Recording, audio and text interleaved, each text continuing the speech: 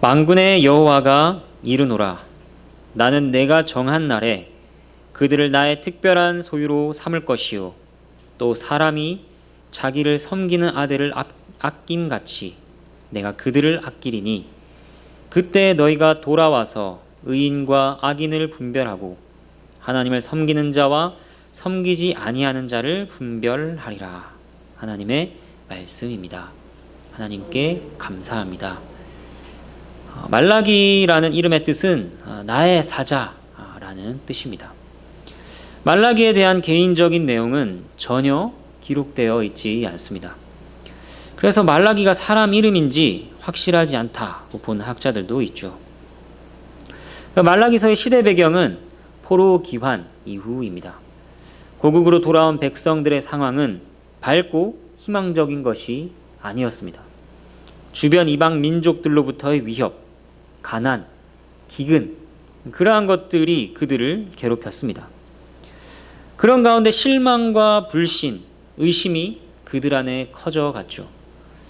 백성들은 하나님께 마음을 두지 않고 무관심하며 온갖 죄에 빠졌습니다. 그 죄는 예배에서 먼저 드러났습니다. 무가치한 제물을 드리고 형식적이며 위선적인 예배가 이루어졌습니다. 이방인들과의 결혼도 그렇게 나타났습니다. 또 하나님의 것으로 불리는 11조를 온전히 드리지 않았습니다. 제사장들도 타락했죠. 하나님께 바친 제물을 빼돌렸습니다. 좋은 제물이 있으면 자기들의 배를 채우는데 먼저 빼돌리고 하나님께는 병들고 흠 있는 제물을 바쳤습니다. 그야말로 그들의 상태는 이전 조상들의 상태보다 나은 것이 하나도 없었습니다. 백성들은 하나님을 향하여 이렇게 말했습니다. 주께서 어떻게 우리를 사랑하셨습니까? 우리가 어떻게 주의 이름을 멸시했습니까? 우리가 어떻게 여호와를 괴롭게 했고 우리가 어떻게 주의 것을 도둑질했습니까? 하나님 앞에서 오히려 대들었습니다. 그러한 그들에게 하나님께서 말씀하십니다. 말라기를 통해 그들이 어떤 죄를 지었는지 말씀하십니다. 또 도저히 그들로서는 소망할 수도 없는 이루어질 것 같아 보이지 않는 영광스러운 메시아의 왕국이 분명히 도래한다 하는 것을 알리셨습니다. 또 심판은 확실히 있다 하는 것도 말씀하셨습니다.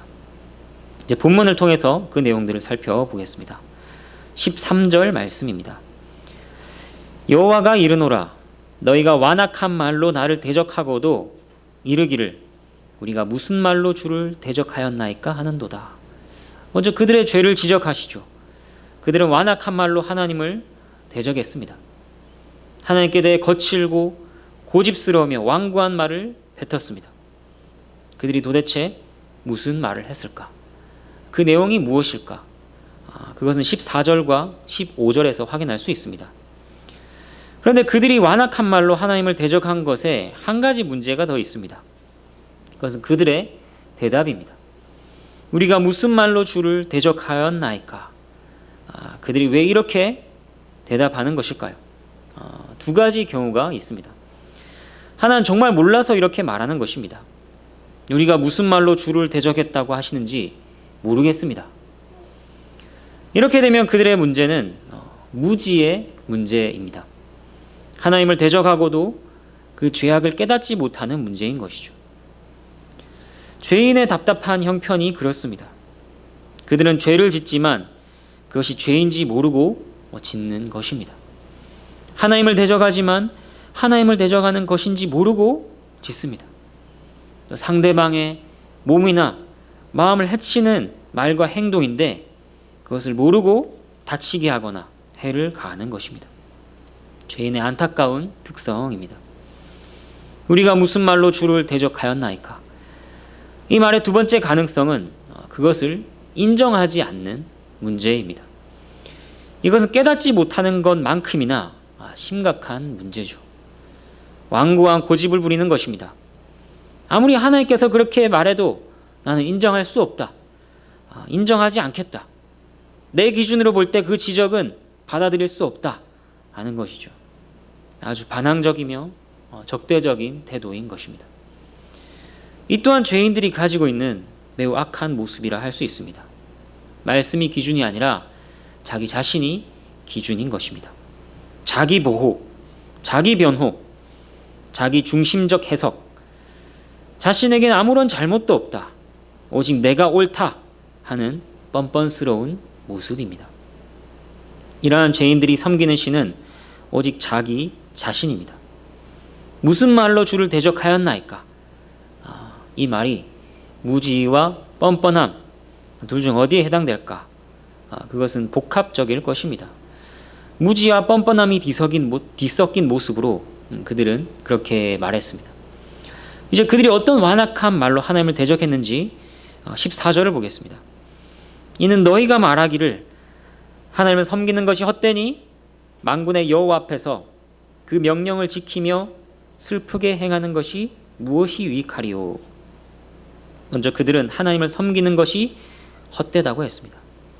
헛되다는 말은 공허하며 아무것도 없는 상태를 알려주는 단어입니다. 거짓, 헛것, 허망 이렇게 번역할 수도 있습니다. 그러니까 하나님을 섬기는 것이 헛되다는 말은 이런 것이죠. 하나님 섬기는 것이 참 허무하다. 하나님을 섬기는 것은 거짓이야. 헛것을 섬기고 있는 거야.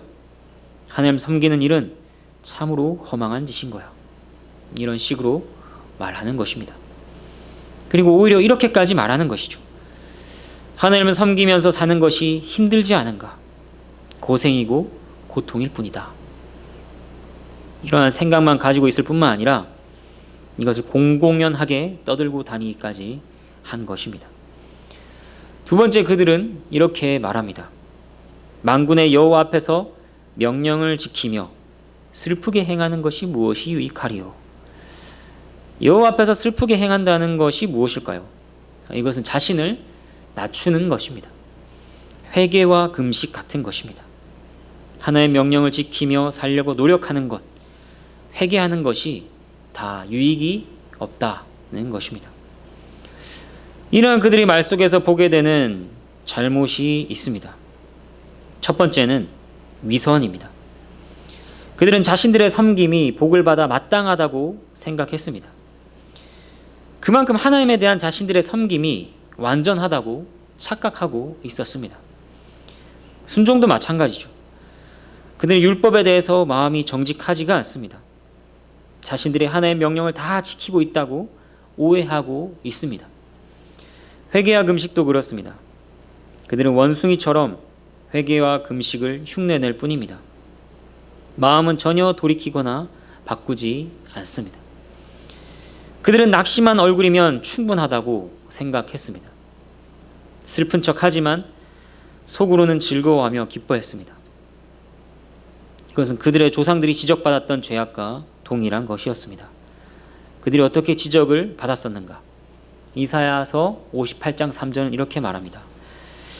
우리가 금식하되 어찌하여 주께서 보지 아니하시오며 우리가 마음을 괴롭게 하되 어찌하여 주께서 알아주지 아니하시나이까. 백성들이 이렇게 말했습니다. 하나님께서 말씀하십니다. 보라, 너희가 금식한 날에 오락을 구하며 온갖 일을 시키는도다.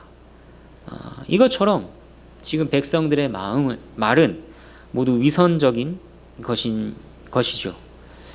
그리고 또 그들의 말 속에 있는 또 다른 잘못은 무엇인가? 그것은 그들의 목적이 하나님이 아니라는 것입니다. 하나님을 섬기는 것이 헛되다. 순종도 회개도 유익하지 않다. 그들이 왜 이렇게 말했을까요?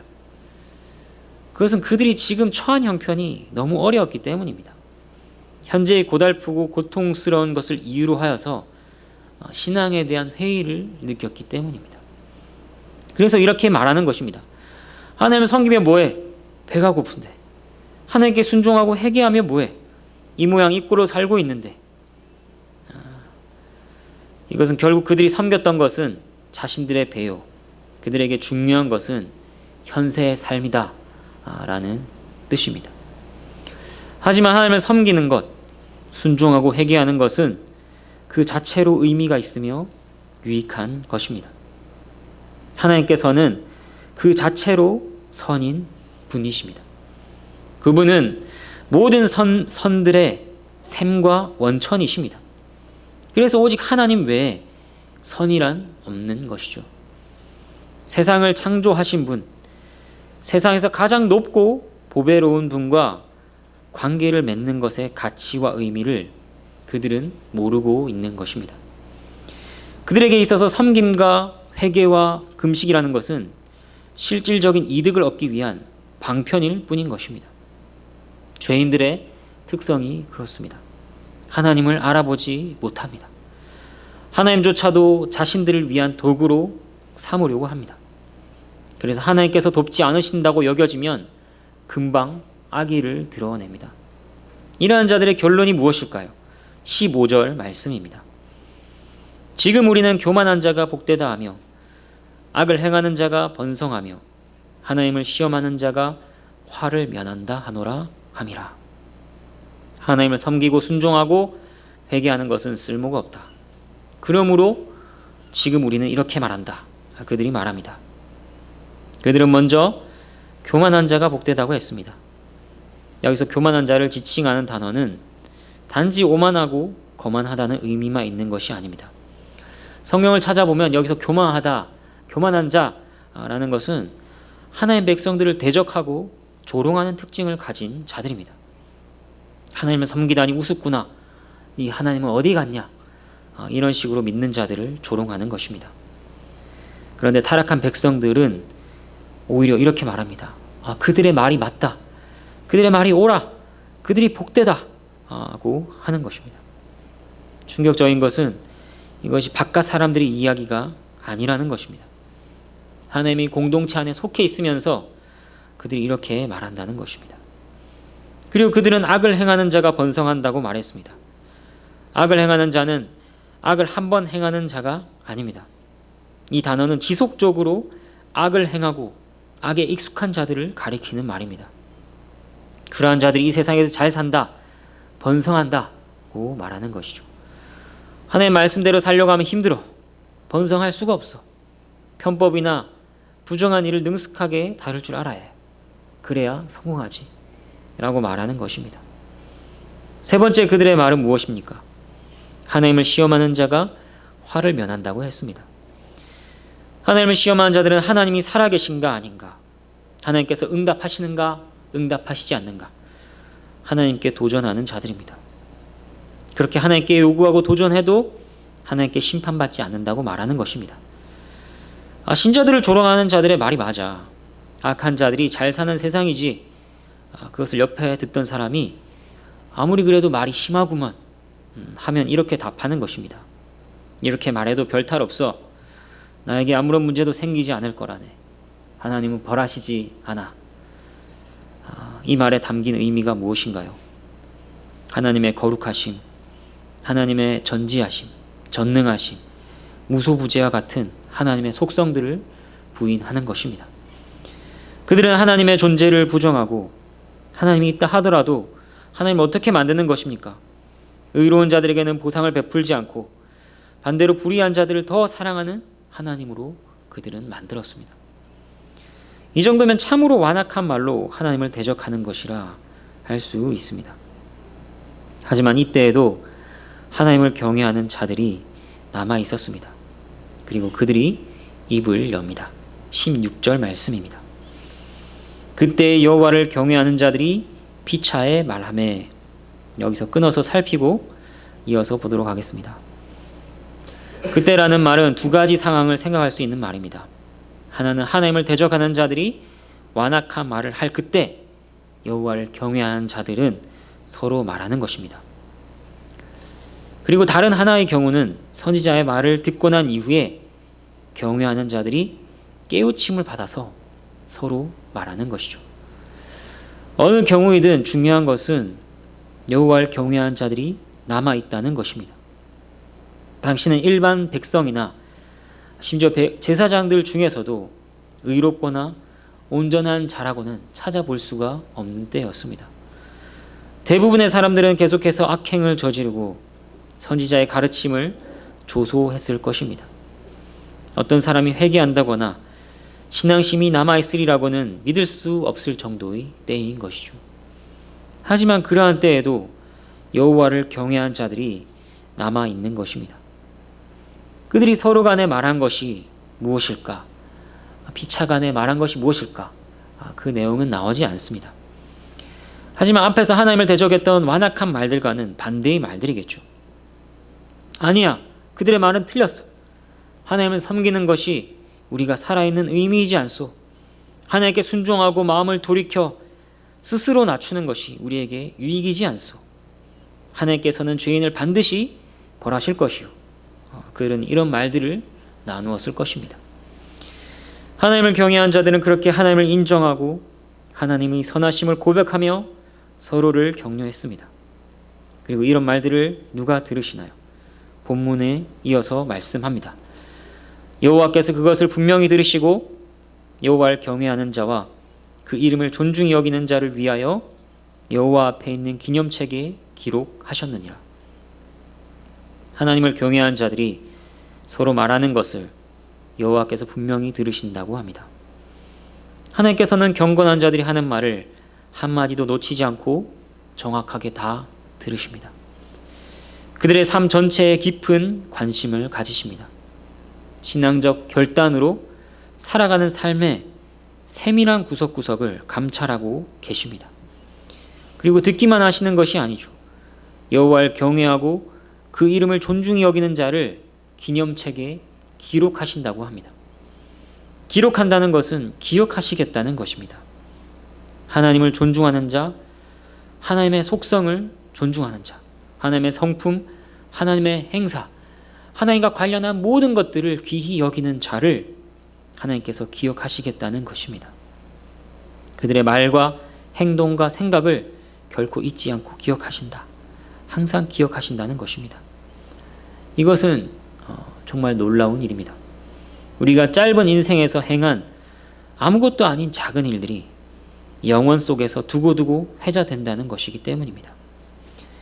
주님께 감사하는 마음으로 냉수를 대접했는데 하나님의 나라에서 영원히 기억됩니다. 그래서 우리는 이런 말을 하게 될 것입니다. 저도 잊고 있었는데 무슨 그런 일을 기억하시고 또 칭찬하십니까? 아무것도 아닌데 당연히 해야 할 일을 했을 뿐인데 무슨 그런 것에 상을 베푸십니까? 이런 말을 하는 일이 있을 것이라는 말입니다. 놀라운 일이죠. 주님께 대한 감사의 고백을 드리는 것, 회개의 기도를 드리는 것, 그것들이 다 영원히 기억되는 것입니다. 영원에 비하면 티끌과 같은 시간 속에 있었던 일들이 영원히 기억됩니다. 그리고 하나님께서 이렇게 말씀하십니다. 17절 말씀, 만군의 여호와가 이르노라. 나는 내가 정한 날에 그들을 나의 특별한 소유로 삼을 것이요 또 사람이 자기를 섬기는 아들을 아낌같이 내가 그들을 아끼리니. 두 가지를 말씀하십니다. 하나는 정한 날에 그들을 하나님의 특별한 소유로 삼을 것이다 하는 것이고, 다른 하나는 그들을 아끼는데 아들을 아끼듯이 아끼시겠다고 합니다. 그런데 이 아들이 어떤 아들인가요? 앞에 수식이 붙어 있습니다. 보통 아들이 아닙니다. 부모를 잘 섬기는 효자 아들입니다. 자녀라는 이유만으로도 사랑하고 아끼는 법이죠. 그런데 부모를 잘 섬기는 자녀를 향한 사랑과 애정이야 어느 정도이겠습니까? 하나님께서 그 정도로 그들을 아끼시겠다고 합니다. 그런데 이곳에 정한 날이라는 말이 붙어 있습니다. 이것은 아직 아니고 정한 때가 되면 소유로 삼고 아끼기 시작하겠다 하는 것이 아닙니다. 그들이 이미 하나님의 소유고 하나님께서 이미 그들을 아끼십니다. 하지만 정한 날이라고 말하는 것은 정한 날이 되면 그것이 확실히 그리고 분명하게 드러날 것이다 하는 것입니다. 그리고 그 정한 날에 또 어떤 일이 있을 것인가? 18절 말씀, 그때 너희가 돌아와서 의인과 악인을 분별하고 하나님을 섬기는 자와 섬기지 아니하는 자를 분별하리라. 그날에는 하나님을 경외하는 자들이 분명히 높임을 받을 것입니다.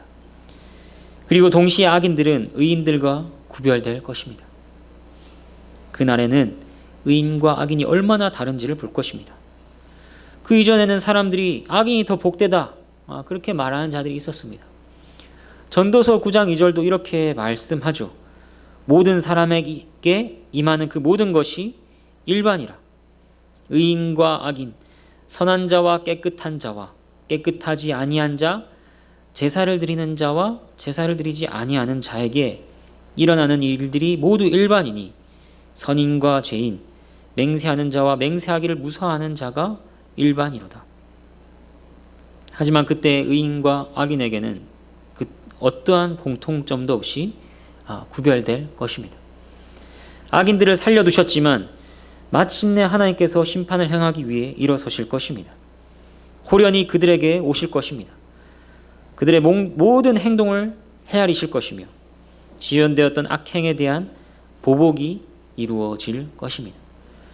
그 구체적인 내용은 뒤에 말라기 4장 1절부터 3절이 알려줍니다. 이렇게 말씀합니다. 만군의 여호와가 이르노라. 보라, 용광로 불같은 날이 이르리니 교만한 자와 악을 행하는 자는 다 지푸라기 같을 것이라. 그 이르는 날에 그들을 살라 그 뿌리와 가지를 남기지 아니할 것이로되 내 이름을 경외하는 너희에게는 공의로운 해가 떠올라서 치료하는 광선을 비추리니 너희가 나가서 외양간에서 나온 송아지같이 뛰리라. 또 너희가 악인을 밟을 것이니 그들이 내가 정한 날에 너희 발바닥 밑에 재와 같으리라. 만군의 여호와의 말이니라. 의인과 악인의 확실한 구별로 인해 하나님의 사랑과 공의가 드러날 것입니다. 그날에 감히 누가 악인이 더 복되다, 의인과 악인이 피차 일반이다 이렇게 말할 수 있을까요? 이제 본문의 교훈과 적용을 살펴보겠습니다.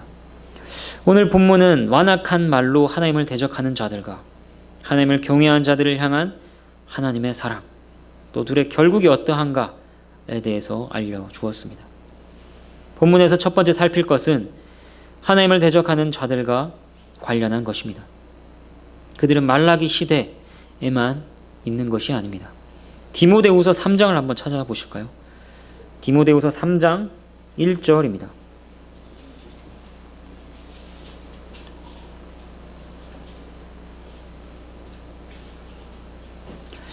디모데후서 3장 1절 말씀. 너는 이것을 알라. 말세에 고통하는 때가 이르러. 5절은 이렇게 말씀합니다. 경건의 모양은 있으나 경건의 능력은 부인하니 이 같은 자들에게서 내가 돌아서라. 7절 말씀 이렇게 얘기합니다. 항상 배우나 끝내 진리의 지식에 이를 수 없느니라. 8절 말씀. 얀네와 얀브레가 모세를 대적한 것 같이 그들도 진리를 대적하니 이 사람들은 그 마음이 부패한 자요 믿음에 관하여는 버림받은 자들이라. 그리스도의 재림을 기다리는 가운데 교회 안에서는 완악한 말로 하나님을 대적하는 자들이 수시로 나타납니다. 그리고 마지막에 가서는 대배교가 있을 것입니다. 하나님을 대적하는 일이 대단한 일인가요? 방에 예수님 같은 사진을 걸어놓고 거기에 칼을 꽂고 욕을 적는 일인가요? 그렇지 않습니다. 오늘 본문은 하나님을 대적하는 일이 우리도 접하는 말들인 것을 알 수 있었습니다. 예배당에 출석하면서 하나님을 섬기는 것이 헛되다. 하나님을 믿지만 허무해. 아무런 유익이 없어. 하나님 나에게 특별한 의미가 없어. 무슨 그런 일로 회개해. 괜찮아. 지금 현세에서 잘 먹고 잘 사는 게 최고지. 이런 말들을 하는 것이 하나님을 대적하는 것입니다. 우리는 이런 말들을 너무 쉽게 하는 사람들 속에서 살고 있습니다. 그리고 이것은 더욱이 우리를 유혹하는 시험이기도 합니다.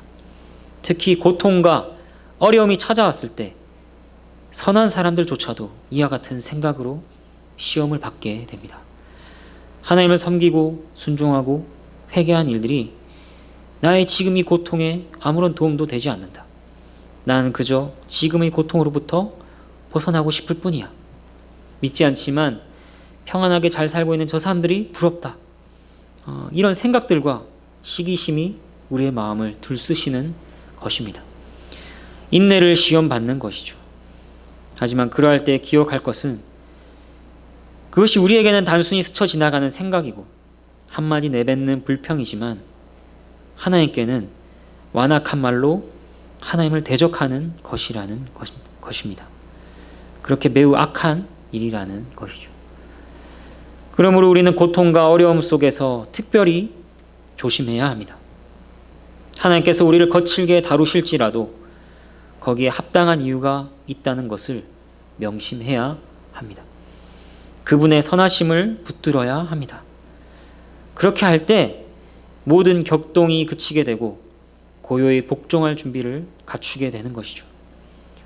그렇게 할 때 자신을 부인하고 하나님의 의에 다스려지도록 자신을 내맡기게 되는 것입니다. 하나님께서 우리를 비천하게 하셨을 때 결코 불평하지 않을 것입니다. 오히려 하나님의 선하심을 고백하며 서로를 위로하고 건면하는 데까지 나아가는 것입니다. 본문에서 두 번째로 살필 것은 하나님을 경외하는 자들을 향한 하나님의 사랑에 대한 것입니다. 이 사랑은 매우 과분한 내용을 담고 있었습니다. 그런데 이 은혜를 제대로 즐기는 방법이 있습니다. 그것은 이 내용을 묵상할 뿐 아니라 그 근거까지도 거슬러 올라가는 것입니다. 하나님을 경외한 자들에게 베푸시는 과분한 사랑의 근거는 무엇입니까? 그것은 경외한 자들이 경외함에 있지 않습니다. 우리를 경외한 자들로 받으시는 하나님의 은혜라고 할 수 있습니다. 왜냐하면 하나님을 경외한 자들의 경외함이라는 것은 사랑을 받기에 완벽하지 않기 때문입니다. 성경은 우리의 모든 행위에 더러움이 가득해서 하나님이 바라보시는 것을 감당할 수 없다고 알려줍니다. 아무리 완전해 보여도 거기에 오점이 있고 죄로 오염되어 있습니다. 설령 율법을 완전히 지켰다 하더라도 성경은 무엇이라 알려주느냐?